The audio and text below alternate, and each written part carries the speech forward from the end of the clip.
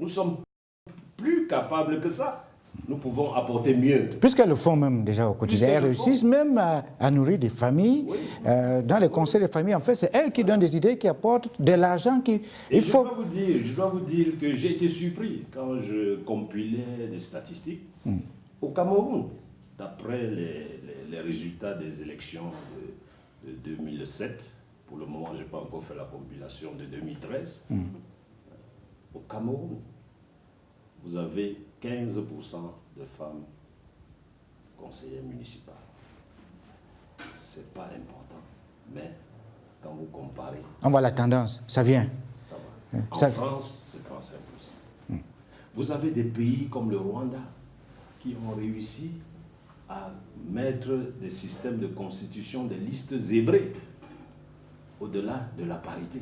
Quand vous dites zébré, c'est-à-dire... Zébré, ça veut dire quand vous constituez la liste, si le premier est homme, le second est femme, ainsi de suite. Parce qu'après les élections, c'est au pourcentage qu'on retient les gens. Si vous mettez tous les hommes devant et qu'il n'y a que 20%, ça prend que 20% d'hommes. Dans le système zébré, ça veut dire si vous constituez la liste, si le premier est homme, le second est femme. Obligatoirement. Vous voyez que dans ces pays-là, vous avez une représentativité des femmes à l'Assemblée et même dans les assemblées locales. Il en est de même en Namibie.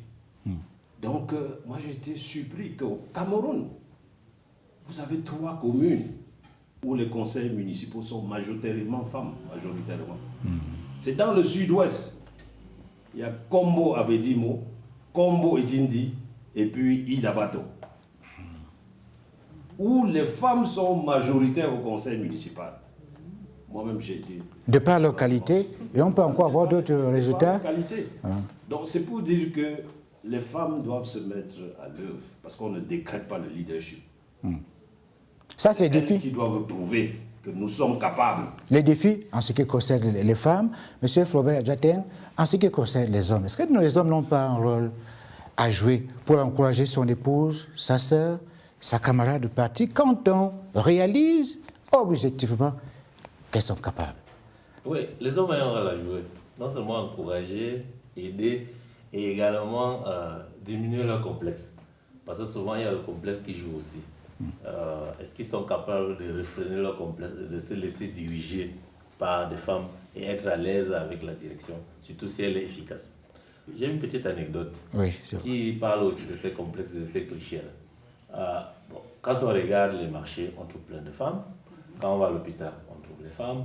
Quand on regarde qui s'occupe de l'éducation, c'est les femmes, etc. Mais également, quand on regarde la prise de décision, on ne trouve pas les femmes. Et tout le temps, on entend dire quand on met les femmes, peut-être qu'elles gèrent mieux. Il y a des anecdotes qui sous-tendent cela, mais qui en même temps nous interpellent. Je crois dans une commune de la région de l'Ouest ici, je crois même que c'était peut-être avec l'aide du PADEL ou bien du PNDP aussi, où il y a un mec qui a, avec l'accompagnement des PTF, des partenaires techniques et financiers, a modifié les collecteurs d'impôts. Parce que on parle de décentralisation. Un maire a besoin de ressources. Il a besoin de collecter les taxes locales. Et ce maire-là, dans une réflexion, a tout simplement changé ceux qui collectent les taxes, a remplacé tous les hommes par les femmes. Et on a constaté qu'il y a eu une amélioration de la collecte des taxes locales parce que c'était les femmes. C'était les femmes qui collectaient plus de taxes. Ah, mais voilà. On a dit... Madame le maire dit que... my best revenue collector is a woman. On a dit quand c'est les femmes qui vont chercher l'argent, ça rentre. Mais ça nous a interpellés. Quand on a regardé, et puis souvent on nous disait, nous on regarde pour voir qu'est-ce qui se passe. Quand on a regardé qu'est-ce qui se joue, on s'est rendu compte que dans les communes, il y a des agents qui ont 45 mois d'arriérés de salaire. Il y a des agents qui ont 30 mois d'arriérés de salaire. Et en même temps, il est chef de famille. Il n'est pas payé, on l'envoie collecter les taxes, il est chef de famille. On attend de lui qu'il joue son rôle de chef. Quand il collecte l'argent, il ne verse pas. Donc, il se paye au passage. Donc, il ne faut plus regarder ça seulement l'aspect. Est-ce que c'était parce que c'était seulement la femme? Il faut regarder maintenant toute l'institution communale pour vérifier à ce moment-là qu'est-ce qui s'est passé. Alors, si on résout ce problème de salaire, on va arriver maintenant à regarder les compétences individuelles. Et on peut arriver dans des cas comme ce que Madame le maire mentionne, où on peut avoir une femme qui est capable, elle a la capacité de suivre, de recouvrer, etc. Qu'on pourrait aussi avoir des hommes qui sont capables, donc, pour quitter ces clichés. Madame le maire. You know that the woman starts managing from birth. Once you become a little girl, they keep you in charge of your brothers. You are already, you are already a leader at that level. In the family, most women are leaders. Elles sont altruistes Why même. is it that out of the family, in the society, the woman's position now dwindles? You see, so they become leaders as something that is innate, inborn, not learned. But it's just that when we are relegated because of culture or customs or societal ideas, we now stay behind and do some other things which people think that they are inferior. But they are the important things that make life better for you to work. But now we are realizing it and we are saying that our ideas should be heard. We too should be there where those decisions are being taken so that we can look back at other women. Madame, c'est votre expérience qui est intéressante. Je n'ai pas été en Bangui, mais je vais y arriver, sans doute aussi avec d'autres candidats pour vérifier est-ce qu'il y a les arriérés de salaire depuis que vous êtes là. Est-ce que your collaborators paid at the end of the month normally? My collaborators, councillors, council executive, they have a minimal, meager duty allowance. Put it that way, very meager. You cannot. Well, it's just a motivation. Oui, that we are now struggling. We are now tabling to the presidency to see the situation of mayors. You cannot manage a whole municipality, managing every aspect with the advent of decentralization, and then you don't have something to support yourself. You will be tempted. Any normal human being can easily be tempted. So we are thinking that if the motivation suffices more than what it is, it will be helpful because you are 24 hours. You are called anywhere at any time. You are thinking, while you are sleeping, you are thinking. Yeah. The program you put on, is it going to work? The contractor you engage, is it going to do a good job? For the next year that you want to set out programs, is it going to be achieved? And so on. So you are thinking 24 hours. And you don't just do that. You need to have good health. You need to have good food. You need to have a comfortable environment. You need to have collaborators. You need to motivate your staff. You need to motivate. The mayor is a political leader. You need to meet the people and you need to tell them that, find out how they are doing out of normal working schedule even. So I think. Quite an interesting testimony. Yes. Je voulais profiter de son expérience parce que ça nous rassure qu'elle se préoccupe vraiment de la situation en tant que femme, responsable de toute une communauté, la commune de Bangui. Peut-être pour conforter les analyses que nous faisons sur ce plateau, je voulais interpeller les experts. Vous observez ces choses pratiquement au quotidien. Qu'est-ce qui a changé depuis que les femmes dont nous parlons sont maires au Cameroun? On parle de femmes et de développement local. Il y a des femmes qui sont ici à la tête des mairies, telles que vous observez, M. Flaubert Jaten, vous êtes sur le terrain. Qu'est-ce qui a changé où? Il faut remarquer avec le concours des femmes. Oui, il faut remarquer que quand la femme assume pleinement son rôle, il y a plus de qualité aussi.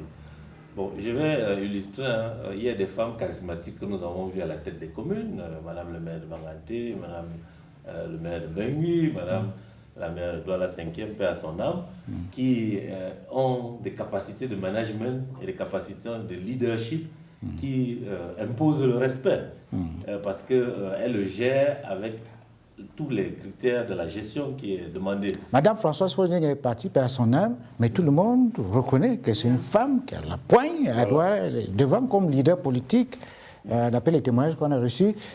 À l'ouest, Madame Kecha Cortés, qui a même réveillé tout un club de football qui a remporté. Mais effectivement, c'est ça où je disais l'importance du leadership et de la qualité du travail à faire. Et effectivement, quand elles arrivent à ce poste et qu'elles assument, je pense qu'elles ont aussi plus de qualité. Je me rappelle dans le suivi de l'exercice, il y a le précédent, je crois que c'était 2013, on regardait les cartons qui ont été transférés au niveau des communes. La commune de Bangaté était celle qui avait le plus utilisé son carton. Ah, voilà. Par rapport Elle a réalisé le travail sur le terrain. Parce que son leadership avait fait qu'elle poussait, elle demandait qu'est-ce qu'on peut faire avec cela. Elle poussait ses conseillers municipaux, elle poussait le personnel communal et elle allait chercher les ressources s'il faut. Et le directeur du FECOM de temps en temps également a mentionné que les maires, quand les maires femmes, ils viennent plus recueillir les ressources pour aller travailler. Donc, on se rend compte que quand les femmes sont effectivement à les postes et qu'elles jouent le rôle, effectivement, les changements peuvent arriver. Mais j'insiste toujours sur la qualité et le rôle de management et surtout bien représenter et défendre ce pourquoi on vous a mis en place. Oui, oui. Je voulais quand même dire quelque chose qui m'a marqué aussi dans l'intervention de M. Jateng. Il revient toujours sur un certain nombre de standards de qualité. La qualité, il faut qu'elle soit efficace, il faut qu'elle soit, il faudra que ça soit une représentation de qualité. Dynamique, compétente, efficace. Je voulais dire, what I would like to say is, women have to be there. They have to be represented. We need more women to access the positions of leadership. Because if they are not there, how can you judge their quality? So we need to analyze, we need to have a gender analysis of why do we have disparities? Why are women not in a majority in decision-making positions? We have 31 out of 370. Why are they only 31? And if we have this information, then we need to work on it. We don't only need to have the information, and we don't work on it.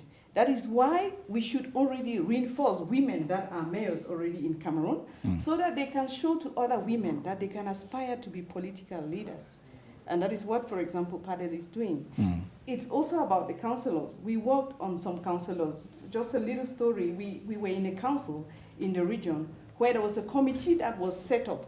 And during the session, the committee was set up by the mayor, and during the session, there was a woman councillor that noticed that there was no woman in the committee, and she stood up. She was trained on her capacity. She could now speak in the open and say, Lord Mayor, please, this is our committee, but where are the women? And the mayor decided in the plenary that there was going to be a woman in this committee, and she picked up that woman to be part of this committee. So it is very important to have the information, statistics, the qualitative data on why do we have disparities. Secondly, we also have to equip the councils with the capacities to have policies that are gender sensitive. If I'm adopting my investment budget, how do I determine priorities? Do I have gender as a criteria to identify the priorities that I include in my budget?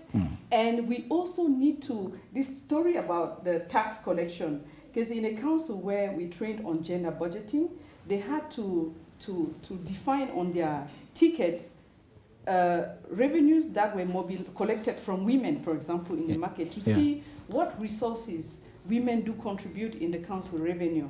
And on that basis, the council can also help to develop infrastructures that favor not only women, but also women and men. And lastly, I would also like to say that, you know, in some settings, we would need to work with civil society organizations like Zenu Network. In most of our activities, we worked with civil society organizations that went into the field, trained the women, trained the council actors to make sure that they have more gender-sensitive policies at the level of the council. Une partie de propositions intéressantes, monsieur, comme Tchente, dans le chapitre des propositions pour améliorer l'existant, puisqu'on a demandé tantôt qu'est-ce qui a changé depuis que les femmes sont au pouvoir dans nos mairies, et qu'est-ce que, j'ajoute l'autre préoccupation, que faut-il faire pour améliorer l'existant? Oui, comme on vient de le constater, la représentativité des femmes est une question importante. Vous savez même que c'est l'un des objectifs, c'est l'un des axes des objectifs du millénaire pour le développement. Ça, c'était inscrit, l'égalité et la représentativité des femmes. Mais le problème qui se pose, et je crois que c'est un défi qu'il faudrait relever, c'est cette barrière culturelle qui est devenue même psychologique. Cette barrière culturelle. Parce que quand vous analysez les résultats même de représentation des femmes dans les conseils municipaux. Ça, je reprends encore la mandature 2007, où j'ai fait des analyses pointues. Hein. Vous vous rendez compte qu'à travers ces résultats, qu'il y a même des régions au Cameroun qui sont misogynes, pour ne pas dire sur le plan national. Hein. Une région comme le Sud-Ouest, je viens de vous dire tout à l'heure qu'il y a 3 communes qui sont majoritairement femmes. Les femmes. Une région comme le Sud-Ouest vient en tête en termes de représentativité des femmes au sein du Conseil, avec près de 25%. Par contre, si vous prenez toutes les régions du Septentrion, le Nord, l'Adamawa et l'extrême Nord, c'est moins de 10%. Donc, vous voyez, on parle de... Parce que là-bas, la femme n'a pas le droit à... Pratiquement, on navigue là d'une plage de 6%. Hein? Je crois pour la région du Nord, à 25% pour la région du Sud-Ouest. Donc, il y a cette barrière culturelle. Il y a cette barrière culturelle qu'il faut d'abord essayer de... Et cette barrière culturelle, qu'il veut même que dans les régions du centre ou de l'Est du Cameroun, la femme n'ait pas toujours accès à la terre. Enfin, c'est M. Flobert Jatten, vous qui... Effectivement, je suis content qu'on revienne encore sur cette affaire de la culture. Parce que la culture influence non seulement la prise de décision et les responsabilités, mais également ça influence les attitudes et les comportements. Parce que le complexe que j'ai mentionné avant là, c'est quelque chose qui est une barrière culturelle. Mais également dans des régions comme le Septentrion, l'Ouest, le Nord-Ouest, etc., vous avez la présence de l'autorité traditionnelle, qui est un dispositif qui très souvent ne rend pas visible le rôle de la femme. Même si elle joue un rôle très important, on ne le rend pas visible. Et ça fait que, comme ce rôle n'est pas rendu visible, parfois on n'est pas ouvert à ce qu'elle prenne des responsabilités. Et dans une région comme l'Ouest, vous allez remarquer que la plupart des responsables, que ce soit des associations ou des tontines, sauf quand c'est exclusivement des femmes, même pas, il y a des cas où quand